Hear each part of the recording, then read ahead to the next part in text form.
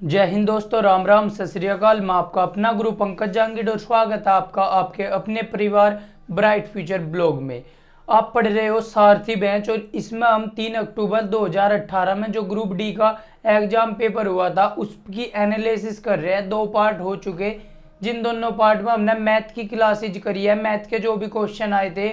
आज तीसरा पार्ट उसका लेकर आया हूँ। इसमें हम पढ़ेंगे आपका साइंस में फिजिक्स, क्योंकि हम फिजिक्स आपके कौन से बेंच में पढ़ रहे, आपके योद्धा बेंच में फिजिक्स की पूरी सीक्वेंस से क्लासेस चल रही, इसलिए पहले हम एनालिसिस केवल फिजिक्स का कर रहे। तो आर जो ग्रुप डी का फिजिक्स के क्वेश्चन आए थे वे लगभग 7 से 8 क्वेश्चन आपके आए थे 3 अक्टूबर में फिजिक्स है। तो उन फिजिक्स के क्वेश्चनों का आज एनालिसिस करेंगे। इस वर्ड में केमिस्ट्री से ज़्यादा वेटेज आया था, तो तीनों साइंस है उनमें से 10 के आसपास रहे, किसी में 10, किसी में 8, किसी में 15 तक भी आ जा। तो अब की बार 3 अक्टूबर का जो प्रीवियस ईयर पेपर 2018 में ग्रुप डी का हुआ था, रेलवे ग्रुप डी का, तो इसमें साइंस के केवल 7-8 क्वेश्चन थे। तो पहला क्वेश्चन देखो, आपकी स्क्रीन पर आ रहा होगा। पहला क्वेश्चन आपकी स्क्रीन पर आ रहा होगा।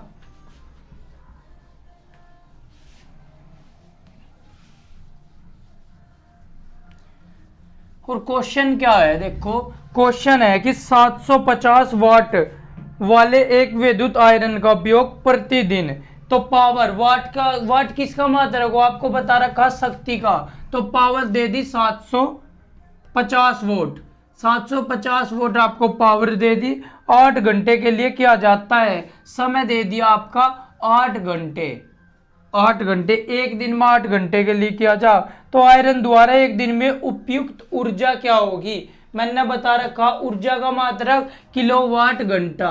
किलोवाट घंटा ऊर्जा का मात्रक हो, तो किलोवाट घंटा मतलब 1 घंटे 750 वाट हो गए इकाई समय में। 8 घंटे में कितनी हो जाएगी, 750 गुना 8, तो कितनी 800, 8 पंजे 40, 4 8 सते 56 और 4 60 कितना हो जाएगा 6000 वाट घंटा, क्योंकि यह वाट थी और घंटे की गुना कर दी तो वाट घंटा। लेकिन आंसर आपका आ रहा कई में किलोवाट घंटा में। तो 1 किलोवाट घंटे में किलो कितने की 1000 को ई, तो 6 गुना 10 की घात 3 वाट घंटा भी लिख सको। और 10 की घात 3 को मैंने आपको बता रखा, 10 की घात 3 कितनी हो, किलो हो, तो 6 किलोवाट घंटा। तो 6 किलोवाट घंटा। और आपको मैंने एक चीज और बताई, अगर आपने सेशन नहीं पढ़ा मात्रक वाला, योद्धा बैच मात्रक का सेशन है, साइंस योद्धा बैच, साइंस की प्लेलिस्ट आपको डिस्क्रिप्शन में मिल जाएगी, वहां पे जाओ। मात्रक का पूरा चैप्टर हो गया, तो उनके सारे क्वेश्चंस हो गए। वे क्वेश्चंस देखो, सारी बात बता रखी। 1 किलोवाट घंटा कोई 1 यूनिट हो, 1 यूनिट बराबर हो 1 किलोवाट घंटा। इसका मतलब कितने यूनिट खर्च हुई, 6 यूनिट खर्च हुई। तो आपका आंसर आ जाएगा इसका 6, पहला ऑप्शन 6 इकाई। अगला क्वेश्चन आपकी स्क्रीन पर दिख रहा होगा। अगला क्वेश्चन देखो, आपकी स्क्रीन पर दिख रहा होगा। तो आपसे पूछा भी जा रहा है 1 किलोवाट घंटे में कितने, पहली बात तो पूछी जा 1 किलोवाट घंटा किसका मात्रक है। 1 किलोवाट घंटा मात्रक है ऊर्जा का या कार्य का, क्योंकि कार्य ऊर्जा बराबर ही हो। 1 किलोवाट किसका मात्रक है, अगर घंटा नहीं है वाट कह लो, किलोवाट कह लो, मेगावाट कह लो, किसका मात्रक है ये, वाट किसका मात्रक हो, शक्ति का मात्रक है। एक क्वेश्चन बना 1 किलोवाट घंटे में कितने जूल होते हैं। किलो 1000 की 3600 हो जाएंगे, तो 1000 जूल प्रति सेकंड। 1 किलो की जगह 1000 वाट को जूल प्रति सेकंड लिख लिया, गुना घंटे 3600 सेकंड, तो कितनी आ जाएगी 3.6 गुना 10 की घात कितनी 6 जूल। 3.6 गुना 10 की घात 6 जूल। ये क्वेश्चन भी पूछा जा, ग्रुप डी में ही आ रहा था ये भी आपका। 1 किलोवाट घंटा 3.6 गुना 10 की घात 6 जूल। अगला क्वेश्चन देखो क्या है, आपकी स्क्रीन पर भी दिखाई दे रहा। एक वस्तु पर लगाया जाने वाला बल्ब 200 न्यूटन है। एक वस्तु है और उस पर लगा एक बल्ब लगाया जाने वाला बल्ब कितना है, बल F दे दिया 200 न्यूटन, F दे दिया आपको कितना 200 न्यूटन, 200 न्यूटन आपको F दे दिया। इस पर का द्रव्यमान कितना दे दिया, M दे दिया आपको, द्रव्यमान दे दिया 100 किलोग्राम, 100 किलोग्राम। और त्वरण पूछ लिया आपसे, त्वरण आपसे पूछ लिया तो आपने पढ़ा होगा F बराबर हो ma द्रव्यमान गुना त्वरण, तो त्वरण कितना हो जाएगा F अपॉन m। F कितना दे दिया आपका 200 न्यूटन, तो 200 न्यूटन अपॉन m कितना है 100, तो 200 बटे 100 कितना आ जाएगा 2। और त्वरण का मात्रक कितना हो मीटर प्रति सेकंड स्क्वायर, तो कितना हो जाएगा 2 मीटर प्रति सेकंड स्क्वायर। या ऐसा मैं ऐसा भी लिख सकूं a बराबर 2 मीटर सेकंड की घात माइनस के 2, 2 मीटर सेकंड की घात माइनस के 2, 2 मीटर सेकंड की घात माइनस के 2 दूसरा ऑप्शन हो जाएगा।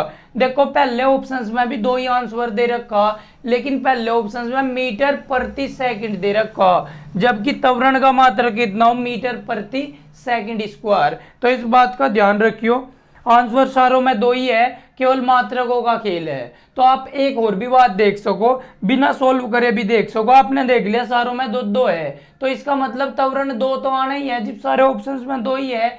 लेकिन त्वरण का मात्रक क्या हो, मात्रक हो मीटर प्रति सेकंड स्क्वायर, तो इसका मात्रक हो जाएगा 2 मीटर प्रति सेकंड स्क्वायर। दूसरा इसका मात्रक हो जाएगा, बिना सोल्व करे भी आप बता सको।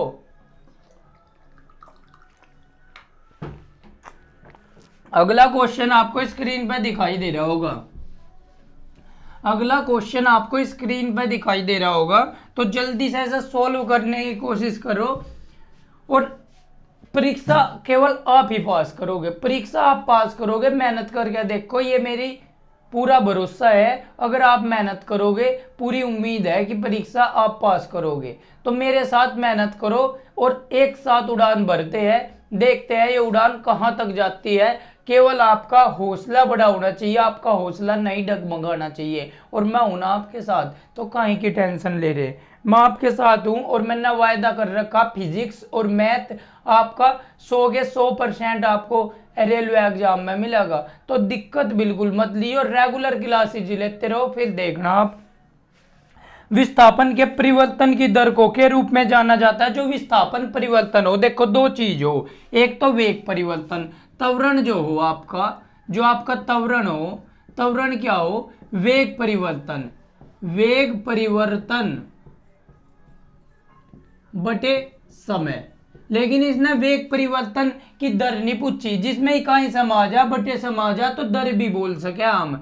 तो इनने क्या पूछा विस्थापन, तो वेग बराबर हो विस्थापन बटे समय, विस्थापन बटे समय। अगर मैं समय 1 ले लूं तो इकाई समय में जो विस्थापन तय करे वही वेग हो, तो मैं कह सकूं वो विस्थापन परिवर्तन की दर को क्या बोला जाएगा वेग। तो इसका आंसर कितना हो जाएगा वेग, विस्थापन परिवर्तन की दर को क्या बोला जाएगा वेग। तो इसका दूसरा ऑप्शन हो जाएगा, आंसर आ जाएगा वेग। त्वरण क्या हो, त्वरण हो वेग परिवर्तन की दर, त्वरण का मात्रक कितना हो मीटर प्रति सेकंड स्क्वायर, वेग का मात्रक कितना हो मीटर प्रति सेकंड। आई बात समझ में। वेग कैसा हो, वेग हो आपकी सदिश राशि, वेग हो आपकी सदिश राशि। जैसे मैंने लिख लिया 5 मीटर प्रति सेकंड पूर्व, तो इसका मतलब वेग है यू। लेकिन अगर मैंने लिख लिया 5 मीटर प्रति सेकंड, दिशा नहीं दी, तो यह वेग ना होगा, क्या है गति है,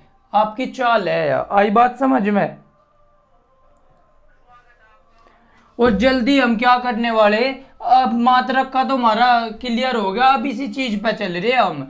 कौन से बैच में, योद्धा बैच में आप इसी चीज में चल रहे। वेग क्या होता है, विस्थापन क्या होता है, गति क्या होती है, तो इस सब के बारे में आप वहां पढ़ोगे। तो अगर आप नहीं देख रहे, आपको देखना चाहिए योद्धा बैच, क्योंकि मैंने उस चीज का टेंडर ले रखा, मैंने उस चीज का ठेका ले रखा आपको योद्धा बनाने का। तो आपको मेहनत करनी होगी उस लेवल की। और फिर देखना आप रेलवे के एग्जाम को चुटकियों में सोल्व करोगे, आप चुटकियों में सोल्व करोगे, पूरा साइंस मिलेगा उठाया हुआ।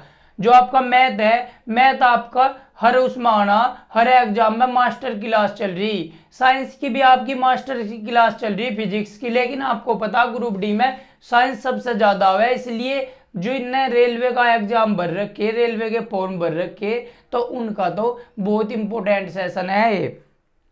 अगला क्वेश्चन देखो, सौर सेल किसका बना होता है? सौर सेल कौन सा हो? सौर सेल कौन सा हो आपका? ये हो आपका जो सोलर पैनल हो ना छत पर लगाया जाए, जिससे सौर ऊर्जा से क्या बने, ये क्या काम करे? ये काम करे सौर ऊर्जा से आपकी विद्युत ऊर्जा बढ़ाने का। सौर ऊर्जा से, सौर ऊर्जा यानी कि सूर्य से आपकी, सूर्य की एनर्जी तो आपकी कहीं में बदले विद्युत एनर्जी में प्रोड्यूस करे, विद्युत एनर्जी बनावे, विद्युत ऊर्जा बना दे सोलर पैनल। तो ये किस चीज के बने रहे?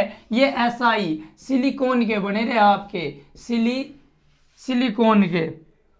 सिलिकॉन के बने रहे। और सिलिकॉन कैसी धातु है?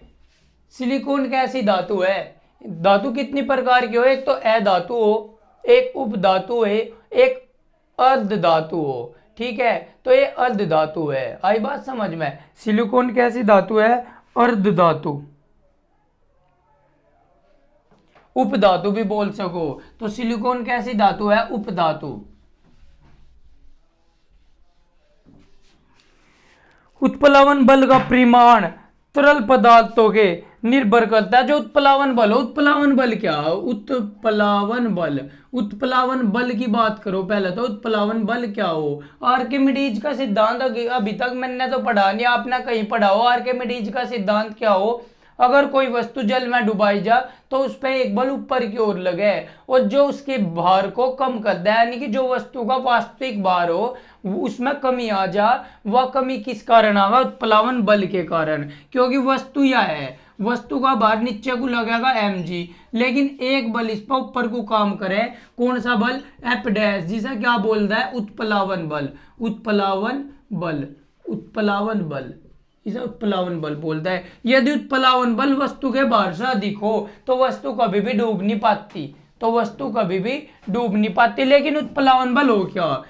उत्प्लावन बल वस्तु द्वारा हटाए गए द्रव्य के भार के बराबर बल लगा ऊपर।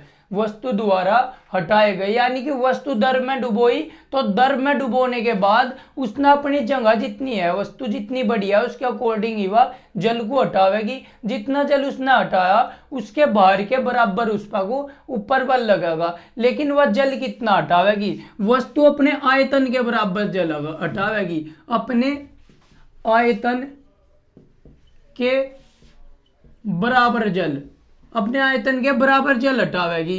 इसका मतलब क्या हुआ? वस्तु का आयतन जितना अधिक होगा जल उतना अधिक हटावेगी।